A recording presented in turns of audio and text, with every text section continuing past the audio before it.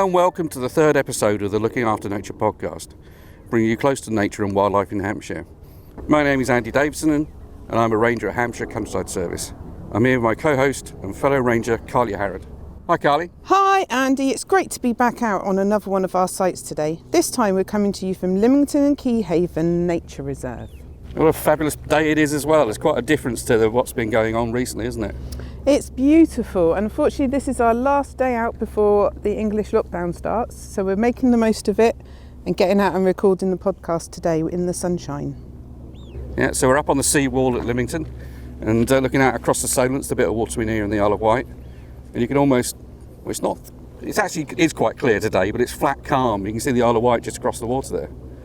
It looks like you can almost touch it. Or swim to it. I wouldn't like to try that at this time of year though. No, I mean there was people just now doing a bit of wild swimming out there, but as you say, I don't think I'd want to join them. So last month we were at one of our sites delving straight into what the Hampshire Countryside Service gets up to and how our work benefits the countryside. And with the days getting shorter, it's important we still make time to get outside and enjoy the outdoors. We'll be helping you make the most of what Hampshire has to offer and how it can benefit your health and well-being. So do you find getting out and about helps your well-being, Andy? Absolutely. I mean, I just love the countryside. I mean, it's probably evident by now. You know, I did a bit of bird watching, but just getting out, breath of fresh air. It's got proven health benefits, we all know, really. And especially at this time of year with the days getting shorter, the nights drawing in, you want to get out and about and enjoy that fresh air and get some of the vitamin D into you from the sunshine, don't you? Well, absolutely, yeah. I mean, just getting out and about is just fantastic. So, as always, we are having another conversation in the countryside today. We're joined here in Lymington by Pete Durnell. Lymington is a really important nature reserve for both wildlife and the local community, and Pete is going to tell us more about it.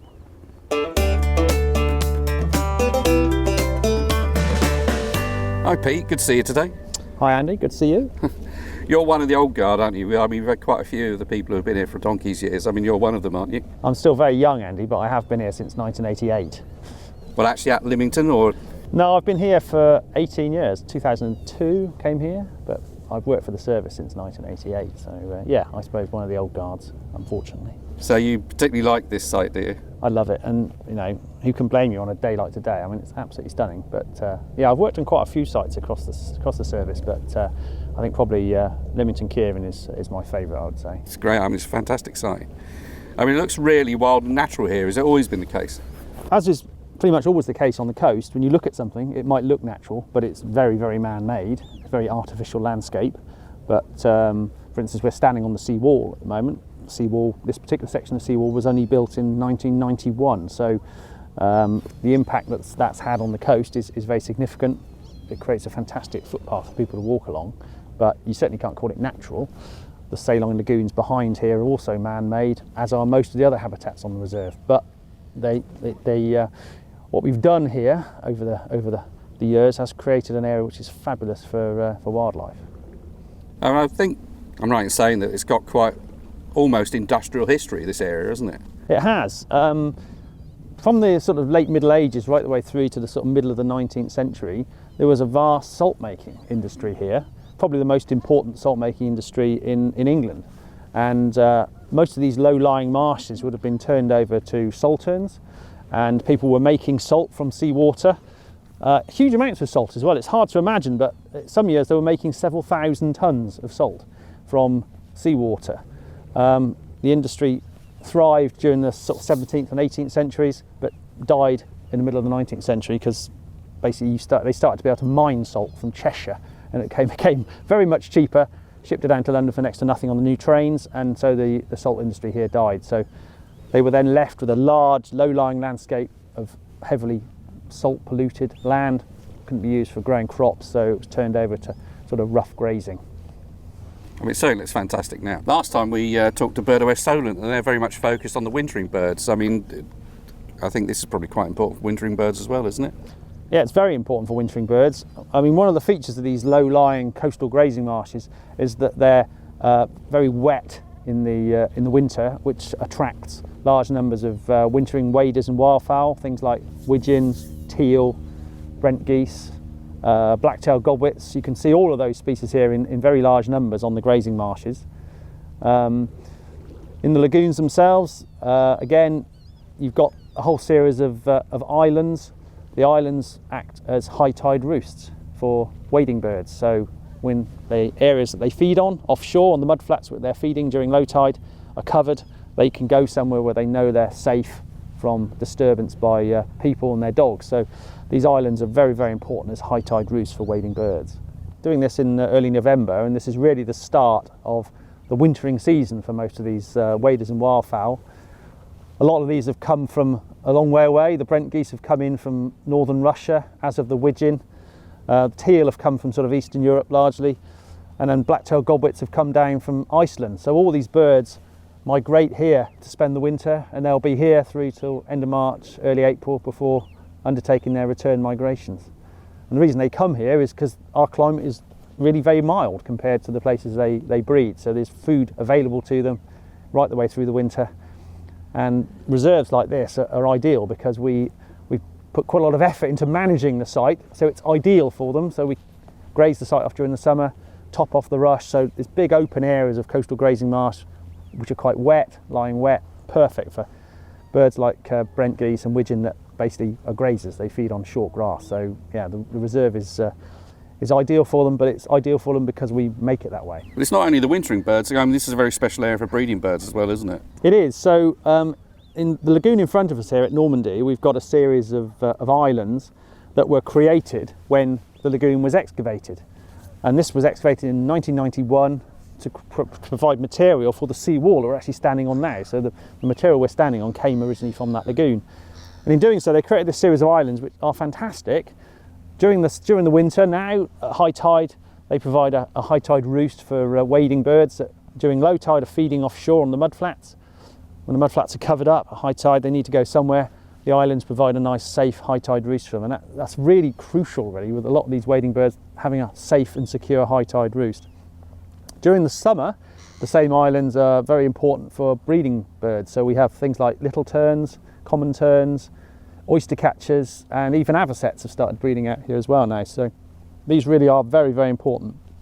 And again, they work well because although they're easy to see and you can stand on the sea wall and look at these islands and see all the birds out there, but the birds feel secure because there's a big wet ditch and a electrified fence between us and them. So they soon learn that they're fairly safe. Yeah, I'm just looking at your shiny new fence. This is pretty new, isn't it? It is, yeah. There's been a fence around the lagoon since 1991 when the original seawall was built, but as you can imagine, after all those years, it was in a pretty poor and dilapidated state. So earlier this year, we dismantled it in some pretty horrendous weather, it has to be said, and then replaced the entire fence right the way round, just over 1 kilometre of fencing with new stock netting, new posts, and a couple of strands of electrified wire on top. The main reason for this is to stop foxes. Foxes are a main predator on the lagoon, and they're quite capable of climbing fences, and if there's birds breeding up on the islands, they'll soon target them. So the idea is to try and keep the foxes out of the lagoon, certainly during the breeding season, and this last year was very successful. The new fence seemed to do its job, and we had our best ever year for breeding birds in the lagoon. So with the fence, Pete, I'm right in saying it's part funded in partnership with the RSPB? RSPB's EU Life Tern project provided quite a bit of funding for this fence, primarily because we've got terns nesting in the lagoon, both common and little terns. The original fence had been up since the sea wall was built in 1991, so it was in a pretty dilapidated state by the end of last year. So we spent quite a bit of time dismantling it in some pretty atrocious weather, and then had it replaced with a much more together fence with a couple of strands of electrified wire at the top. And it's been extremely effective. This summer was the best breeding season we've ever had in the lagoon. So I think it worked in keeping out foxes, which is its primary aim. The reason you have the 2 strands of electrified wire on top is the foxes are very good at climbing fences. They won't have any problem getting over that, but obviously a bit of electrified wire discourages them. And it certainly worked. I can see out in the water there's a couple of things that look like somebody's put a big table out there. What are those?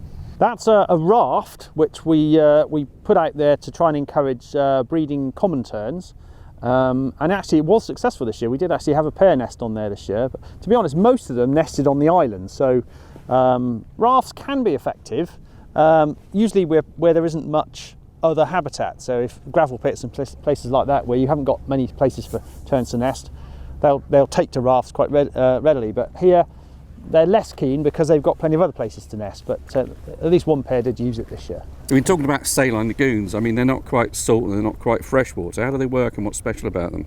Okay, so saline lagoons are an extremely rare habitat because they can only really exist in that interface between the sea and the land.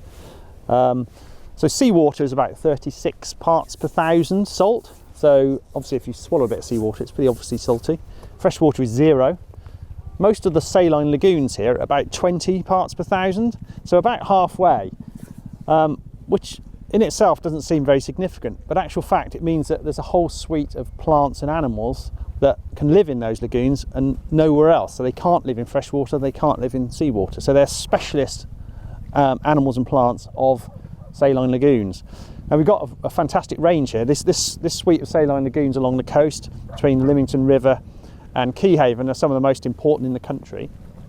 And there are a whole range of little animals, things like lagoon shrimp, lagoon cockle, the burrowing starlet sea anemone, which is a cute little thing, burrows into the mud, and a fabulously named plant called foxtail stonewort, which is extremely rare and again can only live in a saline lagoon.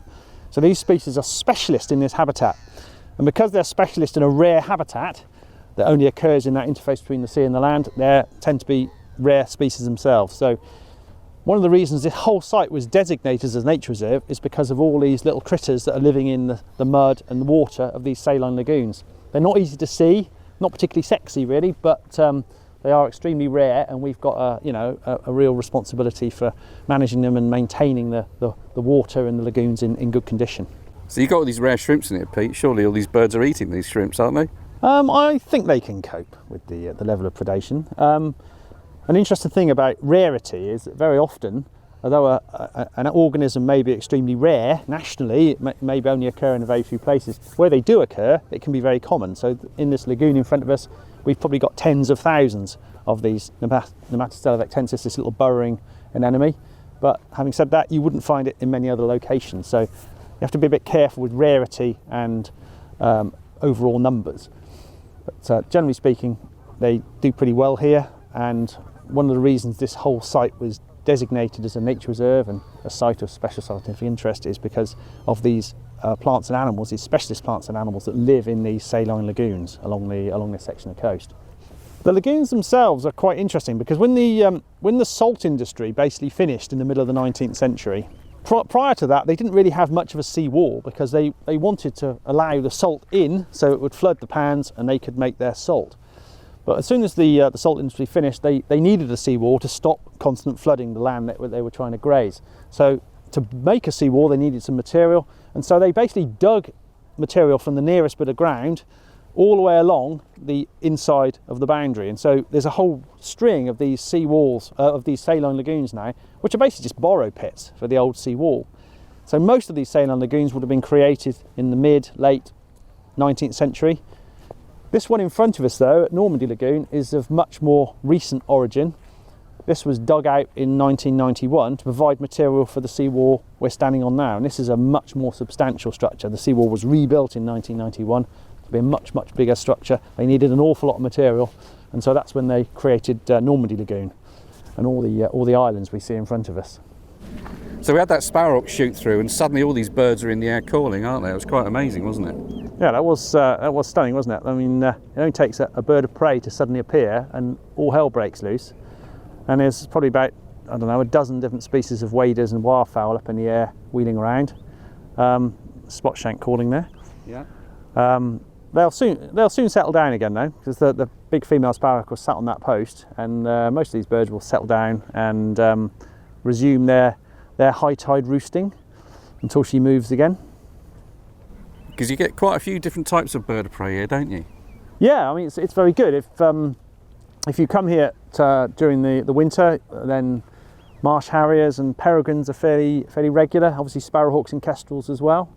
And during the summer, you'll quite regularly see hobbies as well, which are a small falcon that feeds mainly on sort of swallows and martins, but also takes dragonflies and things like that in the autumn. So yeah, it's a very good site for birds of prey. And actually, it's quite a good way of spotting birds of prey, isn't it? Looking for that sort of reaction.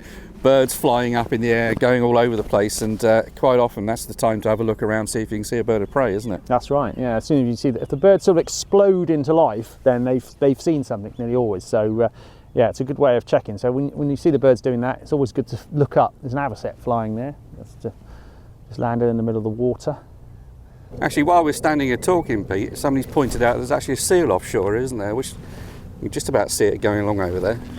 Yeah, that's it looks like a common seal to me, and it looks like it's eating a flounder, which is a fairly common species of flatfish along here.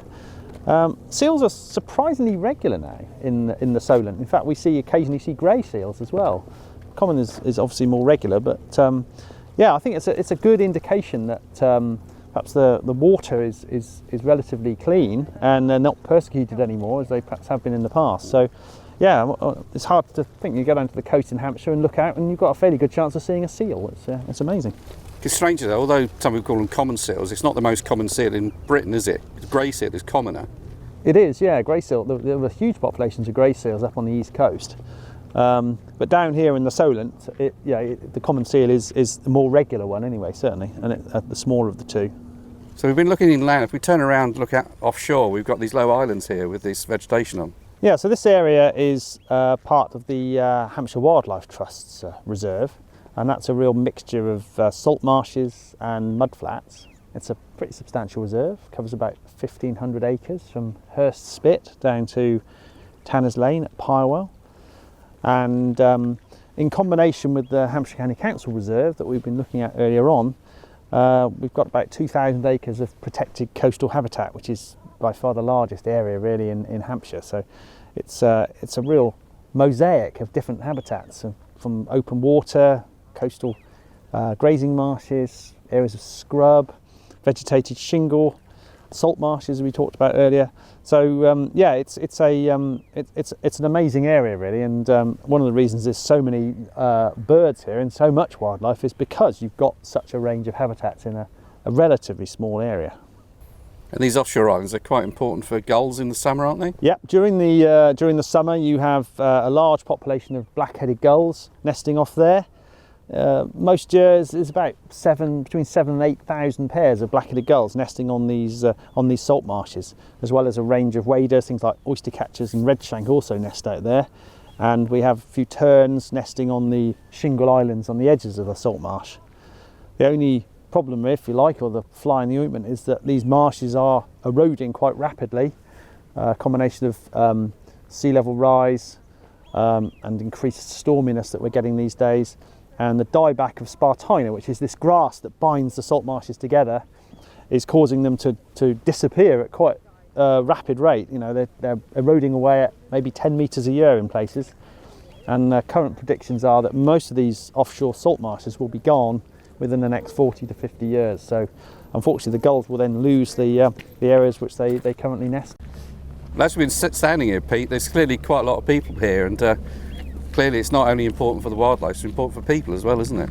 It's very important for people, yeah. I mean, we've got a number of counters at various entrance points to the reserve, so we've got a pretty good idea how many people use this reserve, and it's around 300,000 people per year, which is an extraordinary number really, and it's open 24/7, 365 days a year.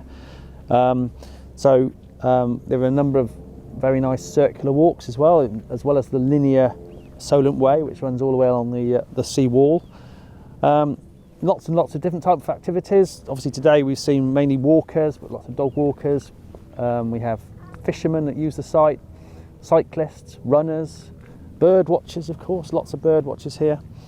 And even, you know, deep water, sort of open water swimming has become very popular recently offshore. So from a recreational point of view, I mean, this landscape has changed. You know, it's gone from being almost an industrial landscape where they were making salt here, through being a sort of landscape of almost dereliction when there was nobody really here. It was just a few animals being grazed. Now it's a recreational landscape, and we manage it for the conservation value and the important species that are here, but we also manage it for people and trying to mitigate the potential conflicts between people these 300,000 people want to come here, and all the wildlife. And generally speaking, I think it works quite well. Well, thanks, Pete. It's been absolutely fascinating today and coming to see this site and hearing so much about it.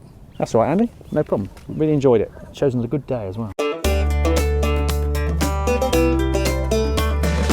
So Andy, that was a brilliant chat there with Pete, and it's all about the special place that Lymington is. It's definitely worth a visit, isn't it? Yeah, I mean, it's absolutely amazing, the history as well as the wildlife and its importance for people. So, yeah, it's absolutely amazing what goes on in the countryside, what has gone on in the countryside across its history. And the amount of birds here today is amazing, and they're not all here yet, are they? No, there's still, the peak is yet to arrive as they get pushed across from the continent.